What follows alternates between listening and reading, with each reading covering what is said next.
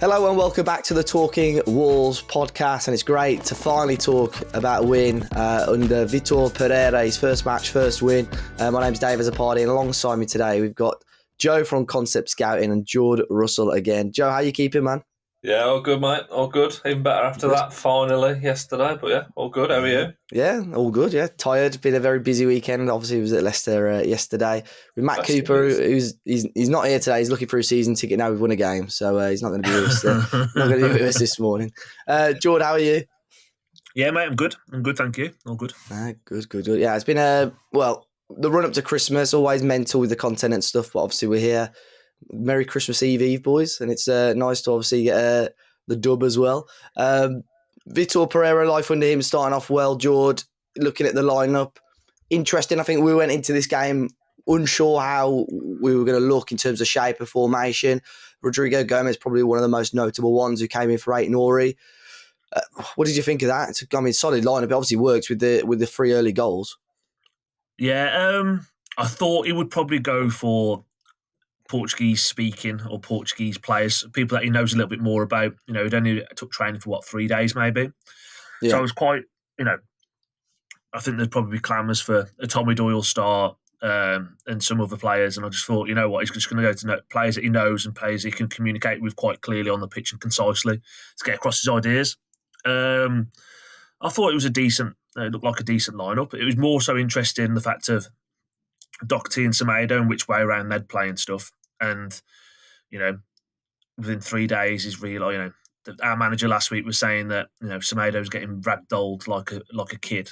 So, well, actually, if you put like a 6'2" player at centre half rather than someone who's like 5'9" and like a streak of piss, then obviously that's going to be what happens, isn't it? So just even like little intricate changes like that. I thought Rodrigo Gomez coming in, I think he's deserved a start, really. I feel like he's had a real tough time under O'Neill in terms of in and out, couldn't get any rhythm, especially with some of the signs he showed in pre-season. And I thought that was his best game in the Wolves shirt so far. I thought he was brilliant. Yeah. I thought he was up and down, energetic, and he actually held natural width as well out there as well. Something that when you got Cunha that side and Aït-Nouri, he also likes to drift in a little bit. We've lacked at times. I was just intrigued to see how it would play out from the first minute. I thought, looking at their team and lineup as well, I just thought these are shite, and we knew all that. We did know that anyway, to be honest with you. And then, but playing Andre and Gomez next to each other in a 2, I just sort of thought they're just they're better than Samari and Skip. I just thought we were going to dominate them, and I thought actually it played out how I thought it would in the middle of the park, to be honest. Yeah, no, I mean loads there. I think the Rodrigo Gomez, I think in terms of as a club.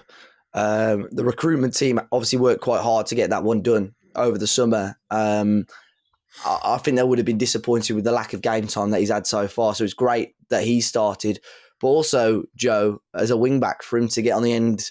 Although quite fortunate with the Leicester defending, but for one of your wing backs to get on the end of something and put the ball in the back of the net as well. But going back to what Jord said, the Doc and Semedo thing, I mentioned that on our reaction outside the ground yesterday. It's just such a straightforward thing to look at, but it seemed to work. I just wonder why Gary O'Neill didn't try that any sooner.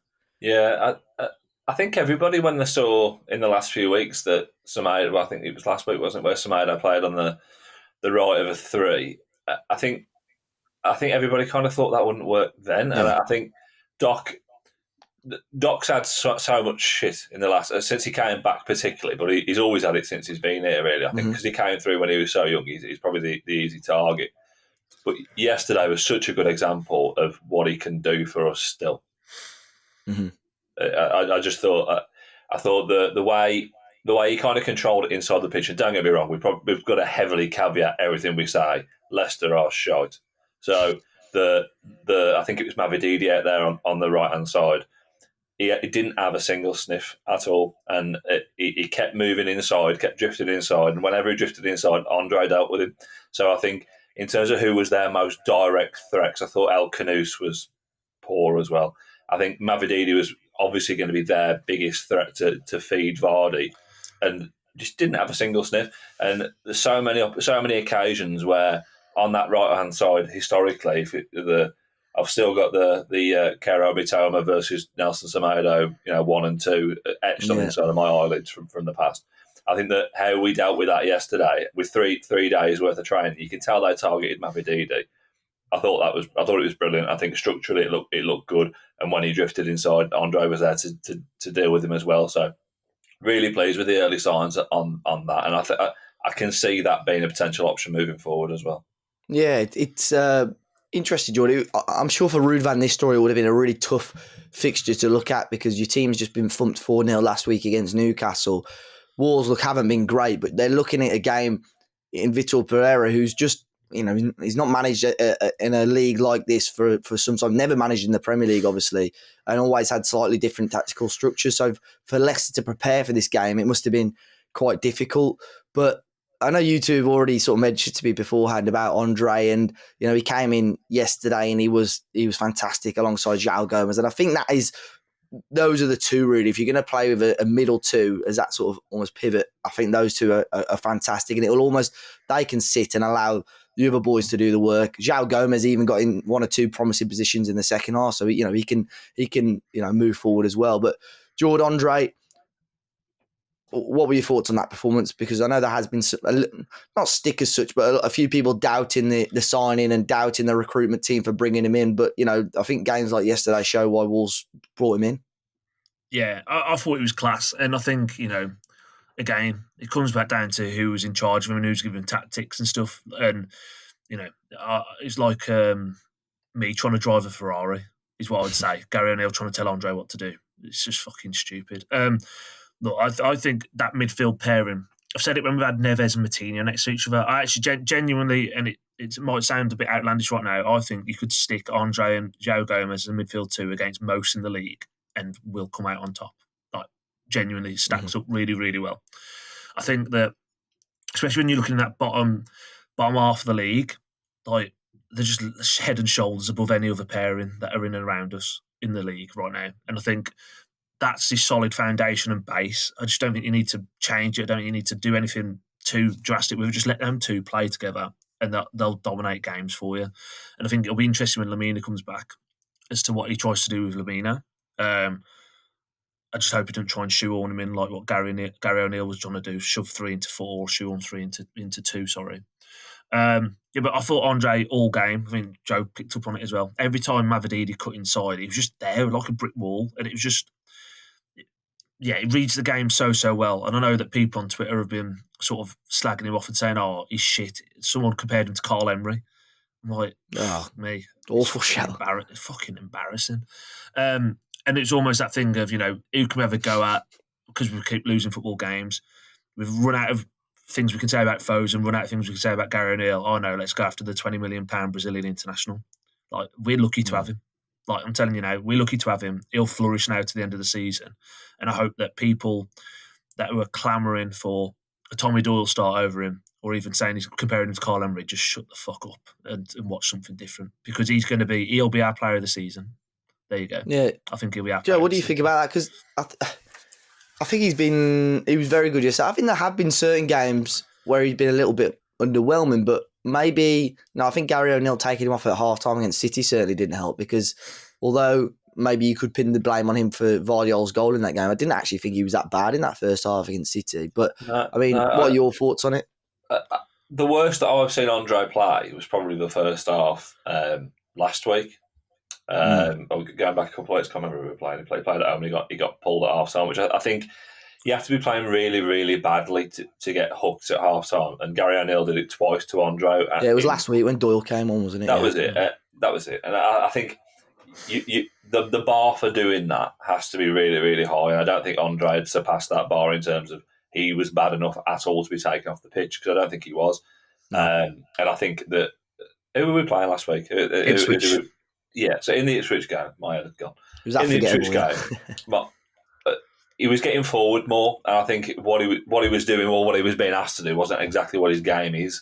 And I think, as I say, to be taking somebody off at half time twice, that's going to be a big knock to somebody. A guy who his English is poor, he's not there yet with his English, he's not settled yet, he's been here for a few months. He needs an arm around him. I think someone like Vitor Pereira alongside the other Brazilian and Portuguese lads, will do that for him. But it's really difficult when you're being bombed out of a team. And Gary O'Neill openly spoke about when he took him out against Man City. He said he wasn't quite carrying out what I was asking him to do. Which, if that's the case, fine. But you don't come out public and say it. So I think there's a lot to be said for Andre just being allowed to play his own game. And I think when he plays his own game, and you see him together with Joe Gomez yesterday, I thought Joe Gomez was okay. I don't think he was brilliant yesterday. I think that wasn't one of his better games, but maybe that's because I mentioned last night to you guys, I think maybe because Andre did so much, he didn't really need to do anything. Yeah. So he's got to be the first name on the team sheet for me. And I said this when we signed him.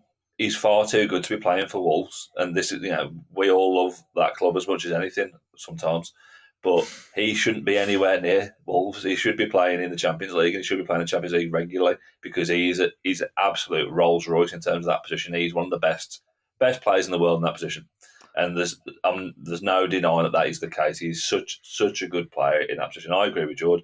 If you put those two up against any other two, I think maybe against a Liverpool 3 they might struggle, but as a 2, there's no better really. Yeah, I know we're going to go on to the Man. Sorry, I was going to say I know we're going to go on to the Man United game later on in this pod, but I think you put Gomez and Andre against Ugarte and whoever they're going to put next to Ugarte. I think we'll win the midfield battle against Man United on Boxing Day. I really, really do. Yeah, I think with João Gomez, like I said earlier, he picked up some great positions. I think with how good Andre was, it sort of allowed João Gomez to sort of peel off at times. There was 2 big chances where almost he was taking up that left wing role. João Gomez had the header from a great cross from Cunha, where I think he's got to do a lot better. And there was another chance where Cunha released him on the left and he shot straight at the goalkeeper. But in terms of the build-up play from Wolves, everything started with Andre. That he was the man who looked forward and he pinged the pass and started the moves for Wolves. But we'll get on to the goals. I think obviously 3-0 by half-time. I was sort of rubbing my hands together thinking, let's see if we can add a few more. But Wolves did a very professional job in the second half to make sure they didn't concede. I think a clean sheet is as positive as the 3 points for me as well, to be honest, lads. But Gedge back on the score sheet, Rodrigo Gomez scoring and Mateus Cunha. Let's talk about Gonzalo Guedes, Joe, because I think very quickly going before those goals, I thought if you look back at the goals, they're quite direct how Wolves created those goals. I mean, we only had 4 shots on target, scored 3, but the way that we pinged the ball forward and just Leicester couldn't cope with it. I don't know if that's something that Vitor had sort of identified beforehand, but the first goal by Gedge came from that direct ball. Yeah, I think an important part of that is Leicester had conceded 75 shots in the last 3 games, so they've obviously shored up a little bit off the back of Saturday. But I think the way we were lumping balls in to a degree to Strand Larsen and playing off him, it's exactly what we should be doing. I don't know why we haven't been doing that. It makes a lot more sense to be doing that than what the way we've been playing it before. So I think with the Guedes goal, it's a ball over the top. He does so well to bring it down and find the space and put it away. That's what he does. That is what he does. And that's what he'll continue to do if he's in the team.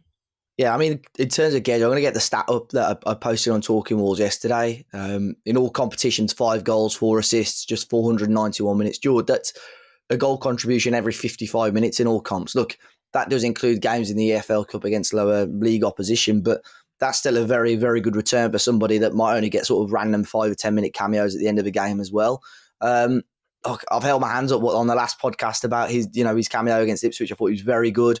I said it on the preview and the reaction because I think it was after West Ham. I just didn't understand the clamour to get him involved. But I think when you've got a manager now that potentially, to be fair to Gary O'Neill, is the first manager that has obviously really got Gedge to sort of stick around, whether that's because there's no suitors to buy him in the summer, I don't know, but seem to be given the opportunities that maybe another manager wouldn't have given him. But Vitor's coming, giving him a start from the off. Portuguese speaking is obviously always going to help, but this could be an interesting period for Gonzalo Guedes, couldn't it, Jord? Because, in terms of those numbers, doing very well, and another goal and an assist yesterday as well.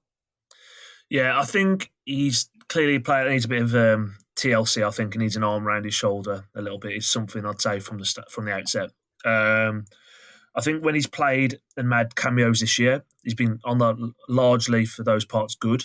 But I think defensively, I think he was at fault for the Gay goal against Palace, and I'm trying to think of the other goal. He turned his back, didn't he? The other way, I can't remember. 2 goals in where I've gone, you know what, I think he's been a bit weak defensively.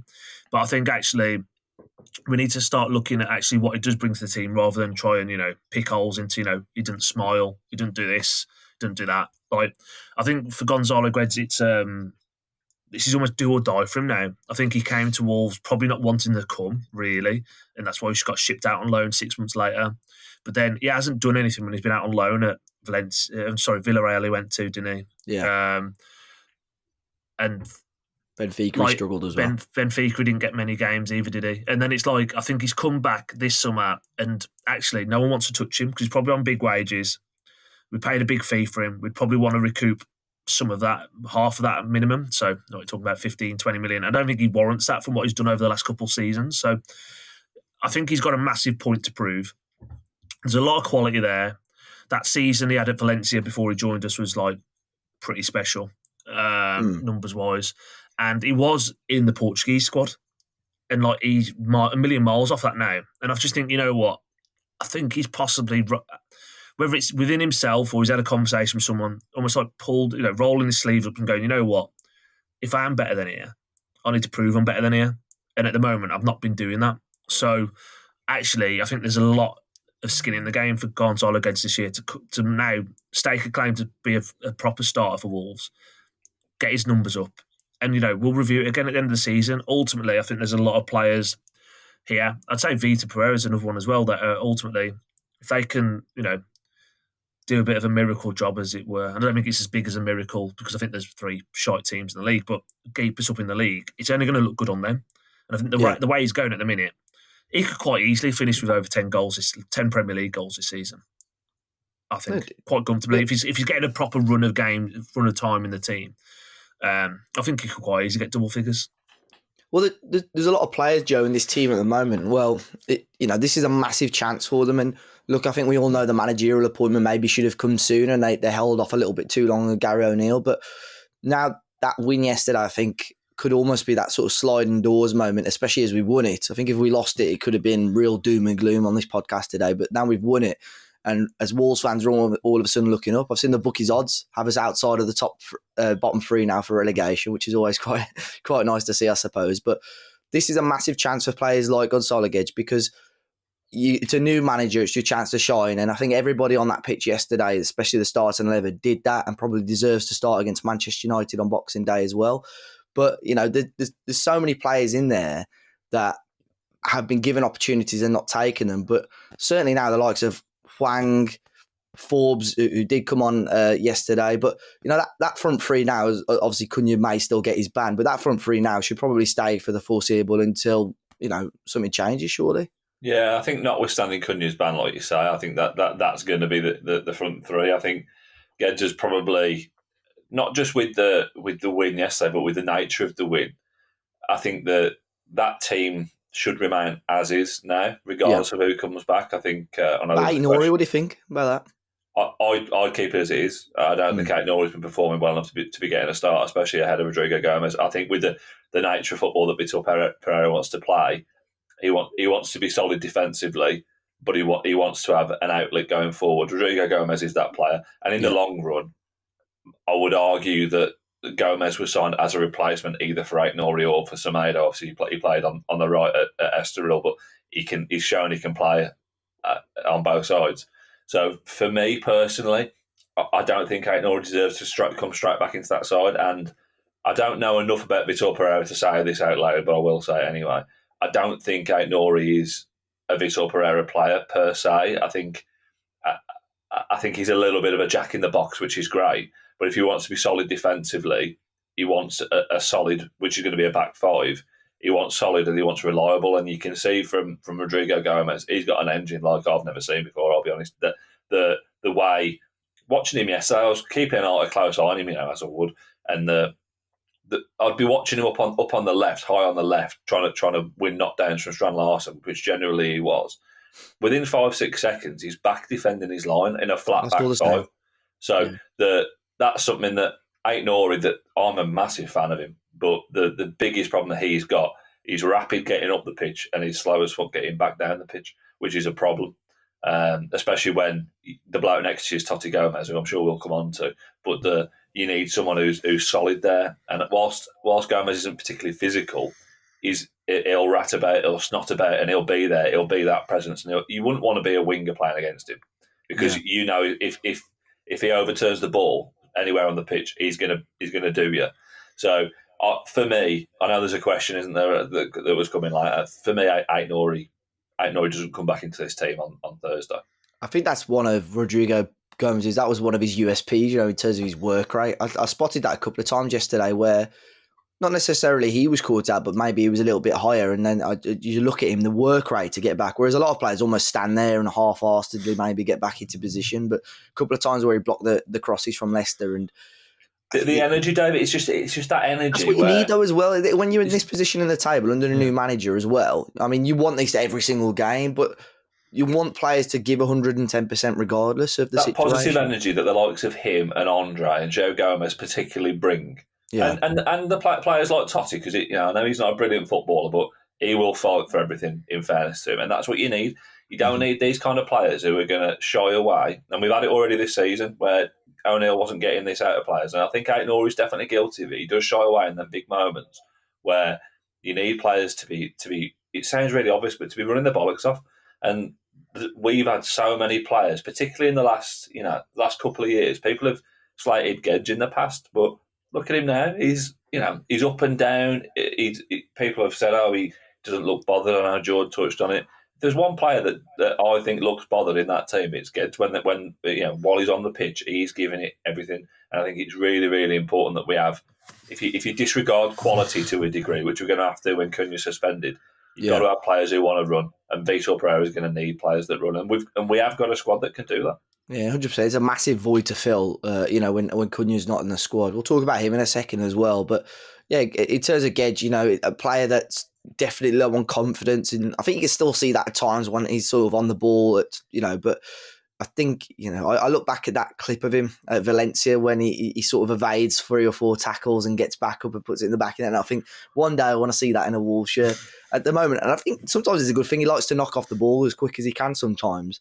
But that's why he's got a couple of assists. He's found some really nice passes in and around the area. And hopefully our run of games, we see the best of him. We'll talk about Totti Gomez now, Joe. You were sort of alluded to it there. Matt said to me in the ground, he's Levi Jean's man of the match again. But, I mean, they've made no secret that the defence is an area that they want to strengthen, Jord.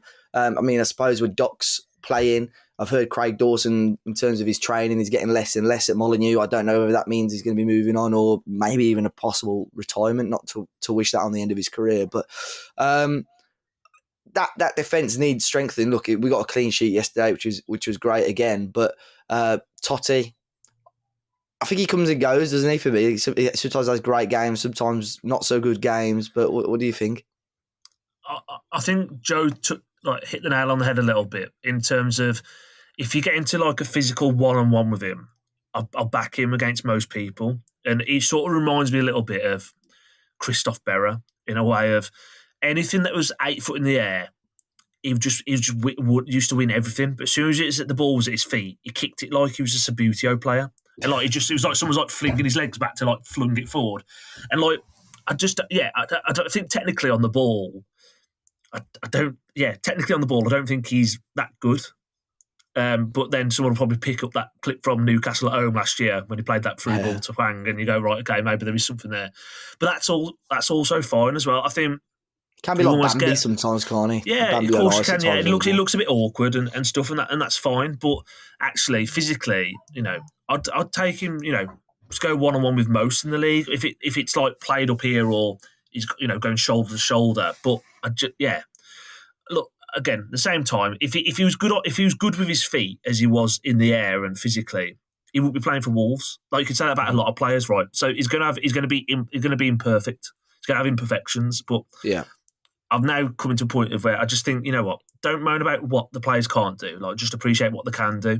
And actually, if he was on Football Manager, he'd be a no-nonsense left back, wouldn't he? It'd be one of those the one that's got me, John, he's trying to clear a cross that's coming in from the left. He's facing his own goal and he's trying to clear it with his left foot.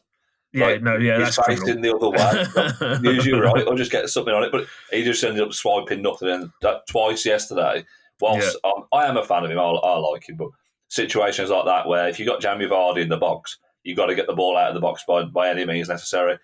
He just seems to have evaded him a couple of times yesterday. Yeah, no, look, I don't disagree with that. It's one of those things, again, like I say, I think actually he's a limited footballer, but I think he's a very good defender.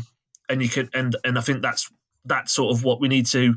I think he got exposed at times under Gary O'Neill a little bit, where playing him in a back two when he was playing next to Mosquera scared the life out of me, really, because I was just like, again, it was just if you want, and then we were trying to play it from the back with them too as well. I was like, this is just a car crash, but that's why he's now being linked with a Millwall job because he ain't a Premier League manager. But I think actually, if you say to him in a back three, you're playing the left-hand side of a back three, and you know what, if the ball comes to you, just fuck it off.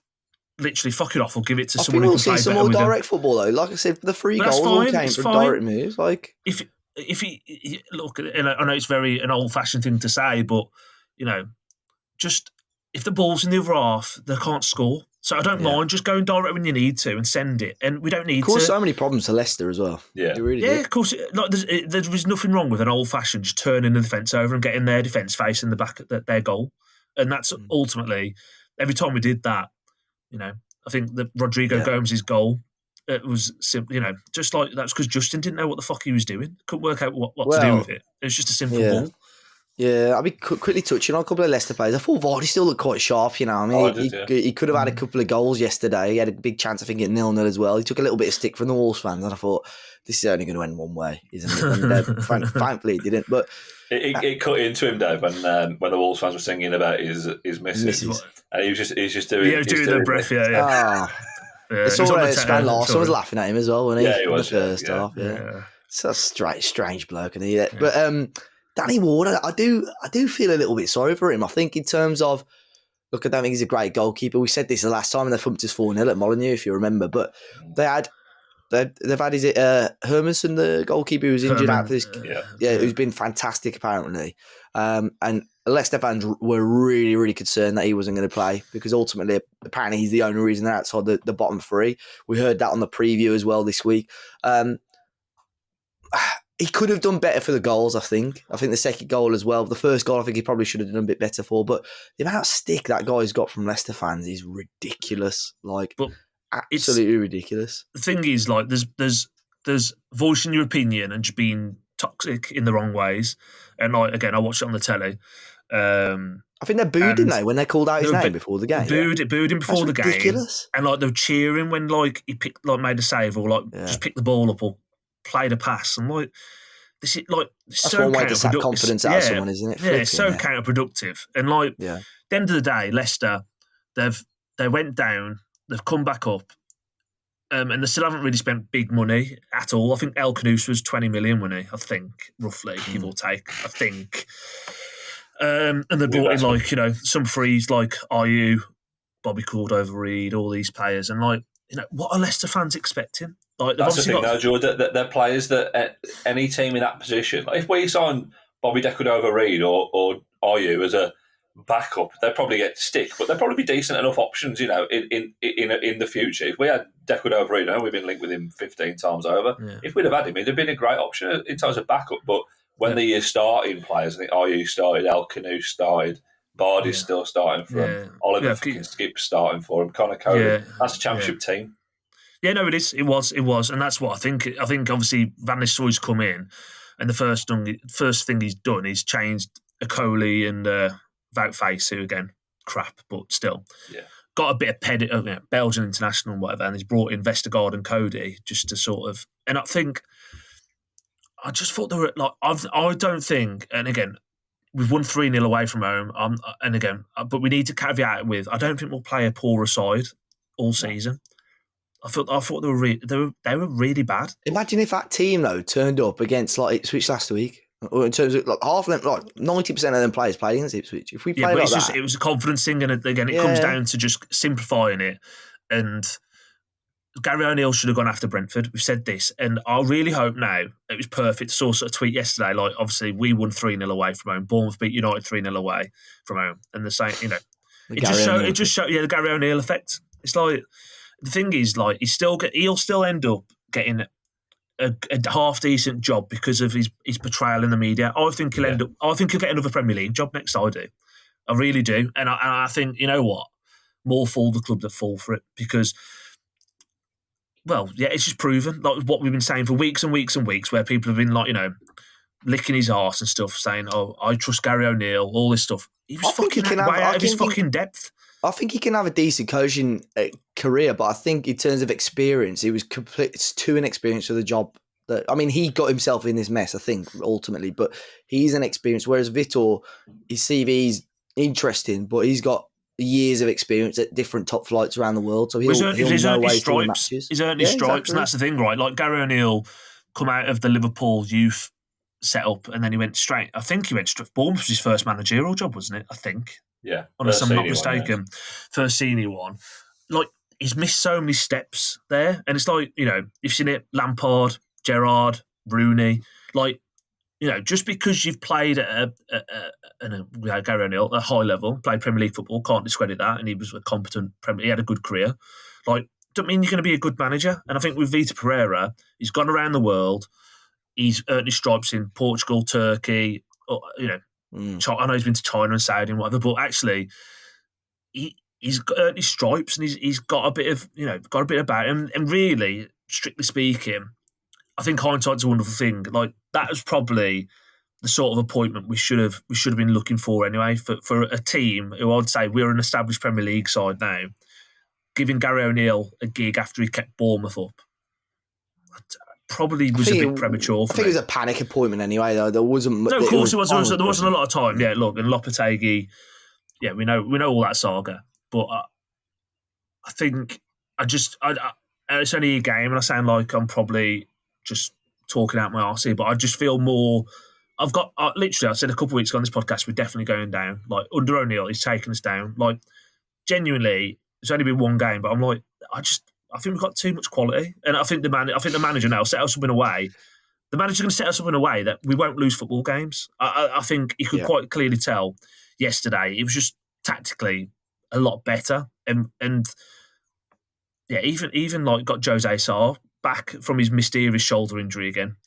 I'm surprised Sam Johnson didn't have one. And it's funny though, Jordan, with that experience that he's got. Like, don't get me wrong, I wasn't massively pleased with his appointment, but it does give you that kind of warm feeling of a manager that's been there and that's done that.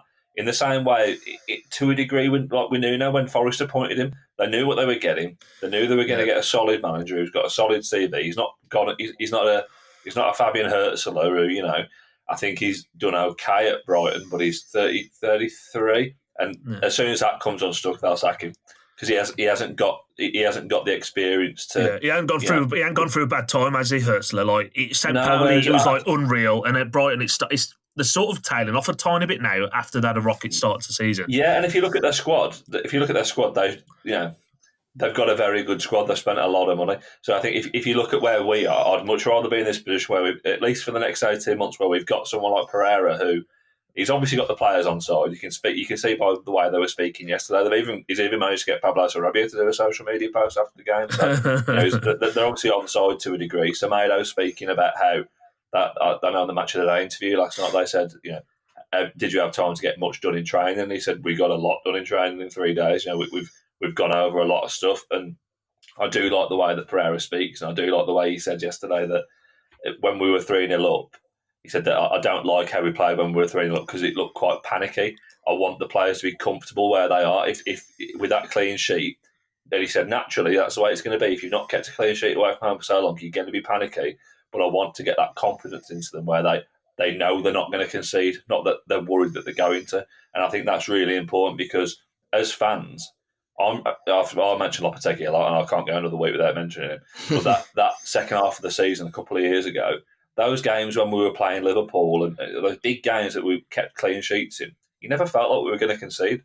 It felt solid, and that team wasn't much better than it is now defensively. I think we had Kilman in there, but other than that, it's pretty much the same team. So there's reasons to be positive going forward. If you can keep us solid with the team that we've got, add a centre back if we can. I think it's just about getting the players to the point where they're confident. Confidence is such a big thing. You can tell yesterday, that stroking the ball around in the last 10 minutes, pulling Olays out. Compare that with getting spanked, against him in the last minute 7 days before. It's crazy, really. Yeah, waiting for our tactical GPS to kick in as well. So he's a nice little phrase. I like that. That's already going to be the new solutions, isn't it? I think you said it like 3 or 4 times, but somebody C Count over on Twitter, but this was our first away win versus Leicester in the top flight since December 1971. That same month saw Johan Cruyff win the Ballon d'Or, Muhammad Ali rack up a 34th professional win, and a Clockwork Orange made its cinematic premiere. It was also the year Matt Cooper was born. Yeah. It's a good job there. He's not here, George, because he would have said the same about you, I'm sure. He took some pelters on the review. Matt did. Someone put, what does Matt's barber do for a living? I was saying, it was nice to see you went out on a date this week on Twitter as well. It was nice to see you give us some flowers as well. I kept calling him that, and he did not bite. He just kept ignoring me. Had his haircut with a button off. Bless him. But yeah, big win for Wolves. Obviously against poor opposition. I think Boxing Day is probably the big one where Wolves fans can start to look up the table and think, okay, and we play a Manchester United side who are probably going to want to prove a point, but still trying to find their feet under Ruben Amorim. They lost 3-0 yesterday against Bournemouth. Joe, obviously Cunha, I'm half expecting some news today. I don't think we'd have a charge on a Christmas Eve for argument's sake, but I think today could be some news. But if Cunha is banned, who comes in? I mean, we spoke about Aït-Nouri. Does he come into that front three, or do you think that's unfair on the likes of Hwang and co, really? I can see Hwang coming in, if I'm honest. I'm not against it, really. I think he looked okay when he came on, you say, to be fair. He looked all right. he did. I think the problem is, how do you replace the irreplaceable? It's like any team. How would you replace who is far away the best player in your team? I'm not sure Aït-Nouri comes back in either way. I don't know. I think I'll feel the same as you. I'm writing him off now for the next, and probably until the end of January. I don't think we'll see him this side of the end of January, unfortunately. But that's where Vitor Pereira will be. Yeah, I'm sure he'll have the solutions. Yeah, I think the Bristol City FA Cup game probably helps, because I assume that will count as one of the games towards the ban as well. Yeah. George, United have been strange under Amorim so far. I've had some games where they look really good, and then there's games at Old Trafford as well, like yesterday. I mean, I've not caught the highlights as of yet, but a 3-0 defeat. Look, Bournemouth are a good team. I mean, they smashed us at Molineux. We were awful against them as well, so don't get me wrong. But bit of an interesting one going on to this one, because the Boxing Day game always full of excitement, but it's hard when you play a team as big as Manchester United when they've got a point to prove. They're going to want to bounce back, and it's going to be a tough fixture, isn't it, at Molineux? Big test for Vitor, really. Yeah, they're so Jekyll and Hyde. And I think actually we looked at these run of fixtures after this Leicester game going, we need to beat Leicester, or we need to pick up points against Leicester and Ipswich, because actually the run of fixtures turned. But then we got United and Spurs, and we're just so inconsistent. Yeah, like you just don't know who you're playing against. And actually, I think it's a great time to play both of them. And I think actually United on Boxing Day, I think, they got rid of Ten Hag, they brought Amorim in. And again, I think Amorim's you can't knock his record, very good coach. But the problems at Man United are so deep-rooted that he's come in and effectively, I don't think he can change it. Like, I almost feel like they did a massive circuit break where they need to gut the lot and sort of start again. And I think, again, do I think... I know Ahmad had a good game against Man City, and I'm not particularly scared of like a Højlund or a Xerxes or these sort of players where you're thinking, oh God, like we're in trouble. Sometimes Man United come down, you're like, when Rashford was on like that form, and I know he started on the bench, you come on, you just knew he was going to score. He was just on that. You just think, oh shit, they're in a bit of a run of form here. Like, I actually think we could turn them over, and it's a mad what one result can do and a change in manager, but actually. I think if we're structured and we can, we're playing the right way, we can really get at these. I don't think they're very good at all. I really don't. And I think actually, again, like I say, I think we'll probably get the Cunha news today, right? In terms of I can't see the FA working on Christmas Eve. I said the same. And I just think actually it might be a game for Hwang anyway, because I think Hwang. I know he gets pelters and stuff, but I do think he actually works hard. And I think if you got him and Guedes pushing high up against their back three and just being a nuisance, and then you got, like you say, Rodrigo Gomez and Yago, like you got all the just snotters in the team are just going to just press and press and press. I think they'll fold. I think we could make them fold, honestly.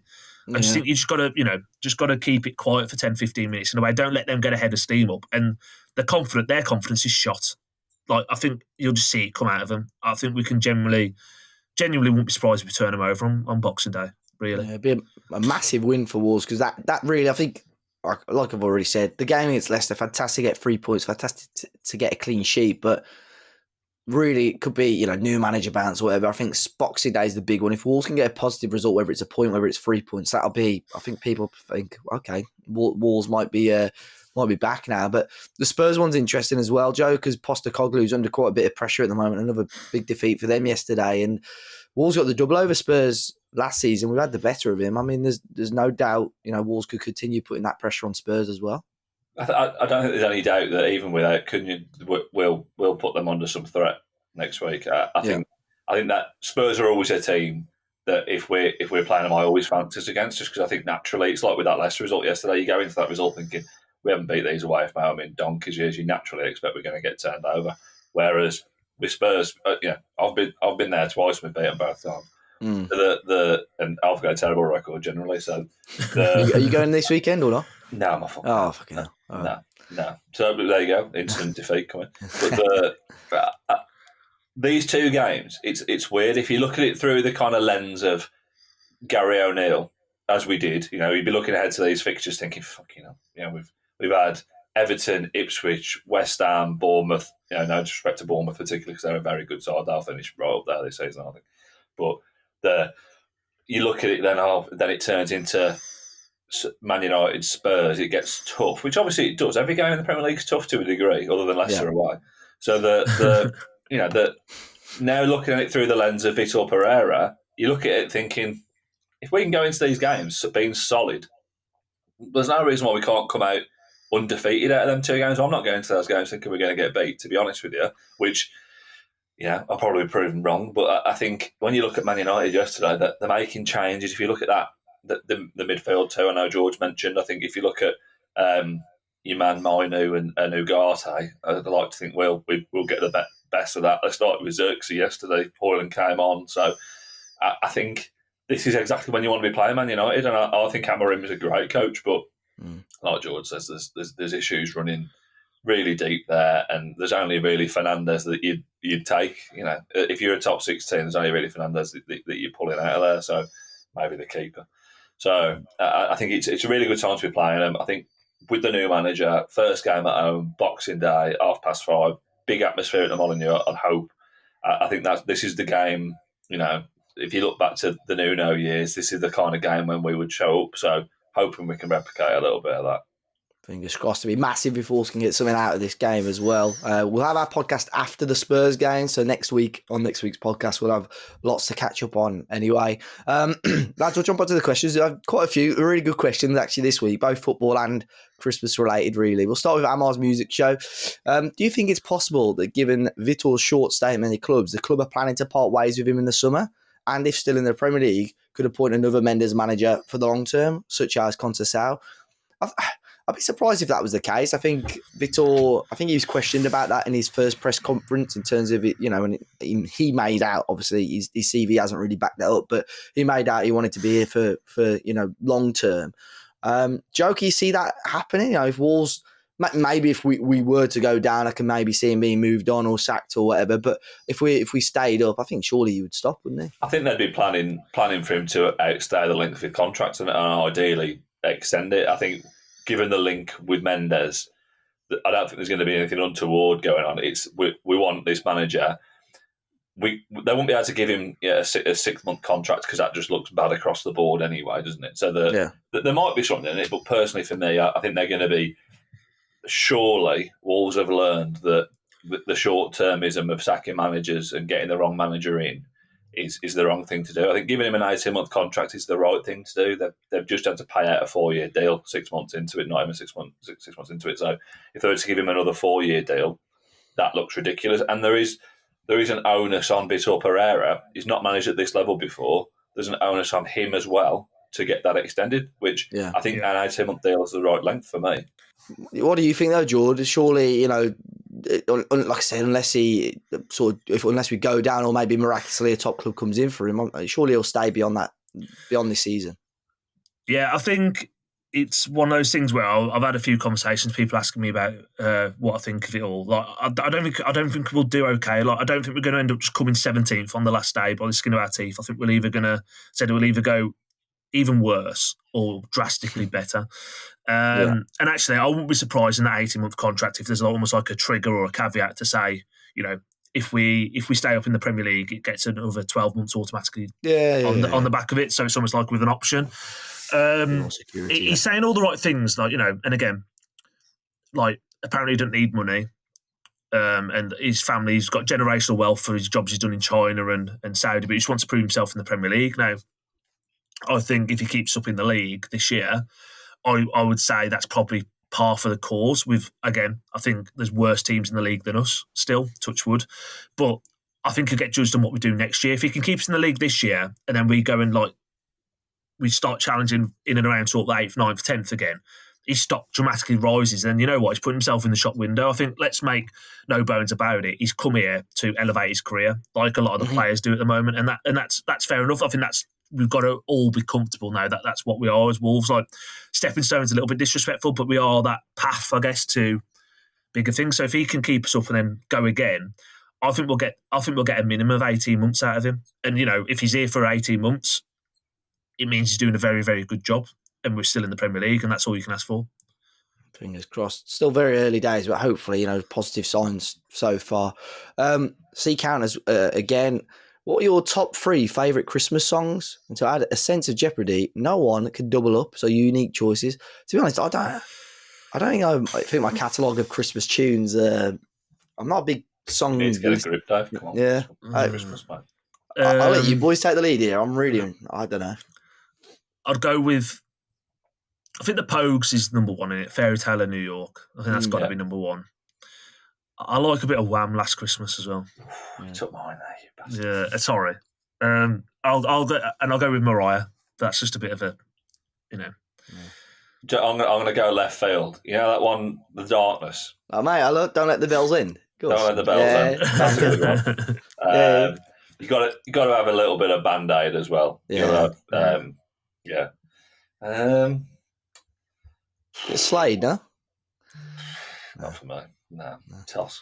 Trying to think what else there is. I do like a kind of niche Christmas remix as well. But if you get Last Christmas is Christmas number 1 again, I think, like 35, 40 years later. So that's obviously number 1. Feliz Navidad. Feliz Navidad. I had that on in the car with a little the other day. He's now learned Spanish, so he's now going to school in January singing Feliz Navidad. So Feliz Navidad's got to be number 6 now. Fair show. Yeah. I'm sticking with those 6. My knowledge of Christmas songs is not great, so I'm happy with those choices that you boys did. Mitch Davis, over the 3 points. What else have you asked for Christmas, lads?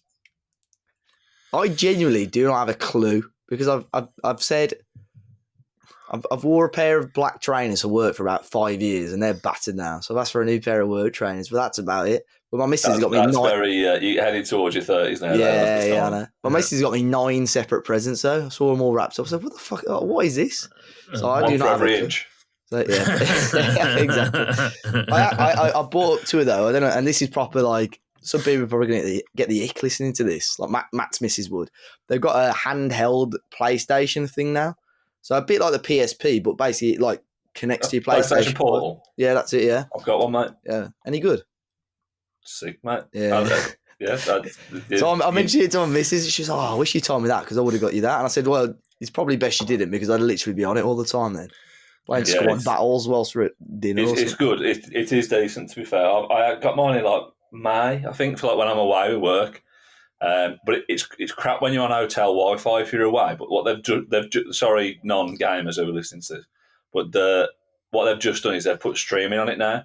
So instead of connecting to your PS5, you can just stream direct straight download. So if you were to get one now, it's definitely better than it was. 6 Yeah, months that's ago. what I saw. Yeah. So yeah, but I'm not getting one of those. I don't think. I'm half expecting tickets for Elvis Evolution. I've not asked for it, but it's like the AI show of Elvis. I'm a big Elvis fan, so half expecting that. What about you, Jordan? It's weird though when you get to like a sort of like, well, yeah, I was going to say, I know that was going to come up, but no, but I'm at a point where, like, you know, if I want something, I typically just will just go out and if I need something, I'll go and get it, right? And it's like, so it's making it harder. But I did say to Emma, like, so I always wear an Apple Watch. I've probably worn an Apple Watch now for like the last 3-4 years because I had a nice watch before that, but the strap broke on it, and I could have just got a new strap, but it's still sitting in my cupboard. So I said, oh, maybe like a watch that I could wear like for work or going out, because I think Apple Watches have been great, but actually, I feel like it makes me spend more time on my phone because if I get a notification on my wrist, I'm like always and like, so I'm trying to like, that's like a New Year's resolution to put the Apple Watch down, like in terms of unless I'm going to like the gym or whatever, just don't wear it. So I did ask for a watch because I said at least that'll be something nice. And then she was asking me like just randomly, like, you know, what else do you want to do? And I'm like, honestly, I've got nothing. But she said to me the other day, because I don't know what it is on Instagram at the moment, what my algorithm. Like I've been watching like loads of like old wrestling Attitude Era stuff. It just comes up and now, and every time I'm on the phone, I'm having a shit. I'm like watching like Shawn Michaels give someone like screeching music, and she's like, "Do you want to go and watch? Do you want to go and watch the wrestling?" And I was like, "I've never been to watch the wrestling." And she goes, "Oh, apparently it's at the O2." I was like, "I didn't know it was at the O2." And she goes, "I'm going to have a look at the prices." And I was like, "Well, if you want to, it's quite cheap, you know." Oh no! They've got the hosting Raw, I think, in the O2, like a proper televised one. It's like 350 quid a ticket. I went, like, oh my god! Literally, I said, I watch it when I'm having a shit before I'm about to wipe for a minute or two. Like, don't spend 350 quid on something that I'm not going to like fully be. So I don't know what I've got ultimately. I think I'll get a watch, but yeah. I'll be the same with an Apple Watch. I've never gone down that road. Everyone else in my family's got it. No, honestly, it's great. It's great. It's a blessing and a curse because. Honestly, because it just vibrates, and I'm a bit OCD with my phone. Like I've looked at my phone now, I've got 2 emails in my inbox, and the fact that it's showing 2, I just need to go and just I need to delete it or archive it or something. I get so many notifications on my phone. I genuinely like people watching on YouTube. This is just off today. Look. Yeah, that gives me anxiety. I feel like I'm missing out. Yeah. Again. Grinder, wasn't it, that one? Yeah, my sister was asking, she goes, "What pre-workout do you use for the gym?" And I thought, I'm going to fucking have a tub of pre-workout, or something like that. Joe, what about you? I'm similar to Jordan. It's more like, can you pay for this now, rather than what do you want for Christmas? So I don't know. I'm learning to play guitar at the minute, so I've asked for some kind of accessories around that kind of stuff. Plectrums. I.e. new hands, because mine don't work. Jimi Hendrix. Yeah. But no, do you know what? Without being a bit kind of wet about it, I'm just glad not to be at work. Just to have a couple of weeks off work, a little bit of a kind of quiet time. I've got a few skating games to do as well, so little bits like that. I've just got this new kind of electronic notepad. I've got all kind of new age now, the ones that write your notes for you. Yeah. So I've got one of them now. So Christmas, mate, for me, it's more about just not being at work getting lashed. Although, it's hit me hard. Obviously, we're planning a bit of a few beers on Boxing Day. No trains, is there? Is it not? So they're on strike, aren't they? No trains, yeah. So it's either cab from Stafford to Wolverhampton and back, or drive and leave my car there, which is not going to happen. So it's a shitter. Well, yeah, ruined Christmas. I'm worried because I was drinking. When was it? Saturday in Jewellery Quarter, and then when I got yesterday, I thought, I can't be on the beers yesterday at Leicester, so I started with pre-mixed vodka cokes on the train. Then we got to the pub by Leicester Station, and they were saying, I was looking, I was like, there's like Red Stripe in that on tap. I was like, flipping heck, here we go. Nice. Yeah. But then there was a Beaver Town, it was Gamma Ray, and I said to my mate, is that like Neckle? He's like, yeah, it's like Neckle. I didn't, it was wank. I didn't like it at all. Matt looked a bit wavy on that video, to be fair. No, it's freezing, mate. Someone said that to me. He's like, Dave's been on the juice, and I was like, nah. I ended up on the old moot cider. Old Mount cider. Yeah. See, I called it Mout, and then Matt was like, "No, it's Old Moot." I think So, it's Moot. Old Moot. Yeah, Old I'd say Moot's Moot out. as well. I think it's New Zealand, so it probably is. Who gives a fuck? It's Yeah, cider. exactly. Yeah, get it down, yeah. Davey Hop, what's the perfect Christmas dinner? He's gone with turkey. This is a good question. Turkey, mash, roasts, Yorkshire puddings, stuffing, carrots, cabbage gravy. I mean, that sounds nice. Parsnip. I'm not the biggest fan of turkey, to be fair. Well, I have it, but I like a bit of beef involved as well. Beef? Oh, yeah. We have Emma's parents, their mom will just do like a platter. Like we've got turkey, salt and pepper pork, beef, gammon, Chinese. chicken wrapped in bacon, and basically it's just mounds of, and you just bring it home for days, sort of thing. So it's a real spread, honestly. It's so good. Do you want us, Joe? Anytime you want, I could probably bring you all a packed lunch. They'll be left over. There's only like 5 of us eating as well, but it's always a top spread. One thing he missed on that, he didn't have pigs in blankets on that list then, did he? No, pigs in blankets. And that for me is like, forget turkey. Like, that's number one on my plate. Give me. I don't know if I sound a bit bougie here, but any of you a fan of croquettes? Yeah. But yeah, in like year 4 school dinner. No, mate. Yeah, I think they've got to be involved. Huh? No, not for Christmas dinner, Dave. That's fucking weird, dashing mate. on. We did a rate my plate last year in this group chat. I've been kicked out of the group chat now. I'm glad because they took the piss out of my dinner last You year. ate croquettes. Yeah, they're like, you got mashed potato, roast potato, and croquettes. Like, what the fuck? That's doing? a lot of. That's 3 potatoes. To be fair, my mum, she's mash and roast potatoes, which I'm all for on Christmas Day. But you're feeling it for about 4 days after. Yeah. What about you, Joe? You said parsnips as well. I'm a big fan of parsnips. I'd have a parsnip with pretty much any meal. I do like parsnips, to be fair. Stuffing's important. Decent stuffing as well. Bit of paxo. Yeah, I think pigs in blankets are really the turkey and the pigs in blankets are the guarantee. You've got to have roast potatoes, but I'd rather have mash than have shit roast potatoes. I do like mash, to be fair. Christmas roast. Go for it's only the one time a year. Go for the goose fat. Yeah, yeah, like good chef. That's a proper. Your pigs in blankets. Do you have the little ones or do you have the big ones? Little ones, I think. More little ones. Yeah. I mean, look, Cooper likes this. Can we just not appreciate both? Yeah. What are comparing? You sound like a big. You enjoy a big sausage, Jord. Mate, I've been partial to a big sausage from the time. I'm not used to handling loads of little ones. So. Poco Drum. If you had to spend Christmas with a Wolves manager from the Fosun era, who would it be? It's probably going to be Nuno, isn't it? Yeah, Zenga. He'd be on the karaoke machine at 4. I wonder what he's up to these days, Zenga. Is he still managing? I follow him on Instagram. So I don't know why I still follow him on Instagram. Get him on the pod. Because, typically, like, anyone who's got an affinity with Wolves, if they leave, I unfollow them. So, literally, for some reason, I've just always followed Zenga still. And he's always out in the Middle East, like doing random shit. Managing after Wolves. He managed Crotone, Venezia, Cagliari. He was technical director at Persita Tangerang in Indonesia. It's a Skrillex song, isn't it? Tangerang, boots. And then he was manager at Emirates for less than a year. In UAE Pro League. The UAE. So it's going well, by the sounds of it. Yeah. What crazy. Look at that CV, man. Crazy. Respect Vitor Pereira. Yeah, exactly.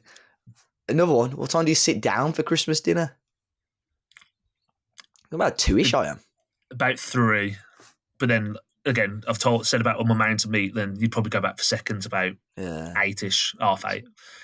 Yeah, but we used to, me and my dad would get to the pub. I think the pub used to open at 11. Yeah, and then it'd be open for 2 hours. So you get your 2 hours, like your 6 pints in, and then then my mum and dad for dinner on the table. Pretty much, you could probably have an hour when you get back. So 2-ish, yeah. About 2, yeah. You don't because you want to have your supper in, don't you? Like 7 o'clock, 6 o'clock. You need to. This is an interesting. No one's asked this question. In what order you sort of do things? So, like, normally, historically, we would wake up, open all the presents, have a little bit of a breakfast, chill out for a bit, then dinner. But some people do the presents after the dinner, like of an evening. Weird, before, yeah. I'd be fucking fuming. I'd be livid. I would wait all that time. Yeah. No, it's got to be, first thing, presents. You'll understand when you have kids, Dave. But Will doesn't either. I'll be up at 5:00, and he's got a Nintendo Switch for Christmas this year. So he's listening to the pod, mate. You've ruined it now for him. Man, he's off with his nan doing something else today. Yeah. But the last thing he wants to hear is my fucking voice talking shit about the wall. But yeah, you got to open kids. You got to open the presents first. For if you're a kid, especially, that's just the way you do it, isn't it? Like if you're not seeing family members until Boxing Day, that's fair enough. You'll open their presents on Boxing Day, that's fine. But you got to be up first, get it out of the way, because you want to get your use out of them, don't you? Yeah. My missus was saying that to me. She goes, "How do you want to open presents? Do you just want to do them together, or do you want to do it in front of other people?" I just want to go sit in the bog and open one. Yeah. Jordan was fucking watching WWE on TikTok. Yeah, whilst I'm watching Kurt Angle, like getting someone a body slam. You got like a little phone hold up in the bathroom that sticks on the wall. Honestly, you know what? It's like a jokey present or whatever. I'd actually be partial to like something to hold my phone. Next year we'll have to do. Yeah, we'll have to do Talking Wall Secret Santa next year. I don't know if I ever told you that they say on the Football Manager podcast that we do, they did a Secret Santa a few years ago. And the one lad, he knew the street name, but he didn't know my house number, so just got it delivered to number 1. I'm number 16. So after about, I said, I haven't got this parcel for this podcast because it's been delivered. So I was looking, and I said, where have you delivered it to? He was like, number 1. So I went. And the box had been opened. Despite it's got my name on it, the box had been opened. The guy looked at me proper sheepishly and gave it me. I was like, shit, what's happened here? I opened it, mate. Blow up doll, wank tissues, just like stuff like that. So like, but my neighbours opened it.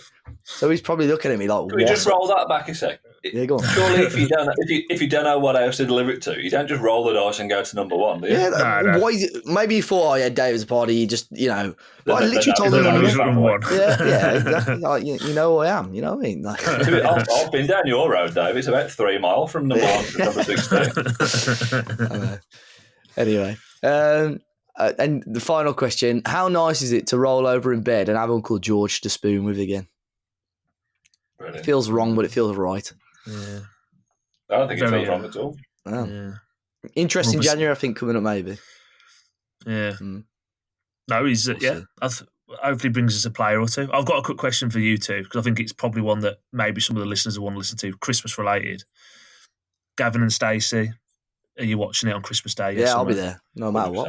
I will be there. Yeah. Have you seen, sorry, very quickly on this, the way they've had interviews and I think Ruth, what's her name, said Ruth Jones. You'll understand why it's the last one. I saw that this morning. You watch it. I was having a shit actually. I thought, mate, Bryn better not die. Yeah, be a heartbreak. That would be like the most iconic Christmas moment ever, though. I think if something like that happened, but I can't see how they could write it in. I don't know. I think maybe, or they split up.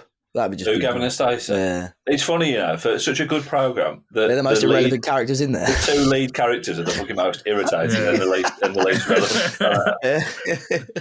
I don't get it. I'm actually genuinely buzzing for it. When we talk about opening presents and how we're planning our day around Gavin and Stacey. Yeah, I've already said, like, I don't know where we'll be at like 8:45, but if we're still around Emma's parents in the night time, like, we're watching it. But we're watching it, but it's like no one's talking. Like, we're going to watch it. Yeah. Yeah, I don't know. After a fishing trip. Yeah. I think they're going to reveal that. I do. Surely, obviously, it's not going to be anything. Yeah, they can't. I think they should just keep it secret, like no one ever knows. Yeah, I think that's sometimes when it's better left unsaid, isn't it? Yeah, exactly. Well, ready for a Bryn spin-off or something. Well, that is the end of the Christmas Eve special of the Talking Walls podcast. Great to get 3 points. First game under Vitor Pereira. And we'll be back next week reacting to, hopefully, some more positive results against Manchester United and Tottenham Hotspur. Jord, thank you for joining me, mate. Have a great Christmas. Where can people find you if they wish?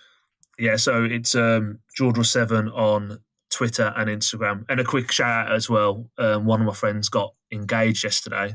And so congrats to Poco, because he's a listener from Dubai. Big up, Poco. Big up, Poco. Yeah. Welcome to the dark side, son. Joe Parker, Merry Christmas. Where can people find you if they wish? At Concept Scouting, mate, across all reputable social media platforms. Perfect. And I'm No engagement to announce there. No, sorry. I'm at Dave as a party on all socials, and we're at Talking Wolves everywhere as well. Be sure to hit that like button and subscribe if you're listening and watching on YouTube. And thank you very much for 18,000 subscribers now. And if you're listening on Spotify or Apple Podcasts, please do leave us a 5-star review. And thank you very much for the support so far this year. Be sure to enjoy your Christmas, and we'll catch you on the next one. Up the Wolves.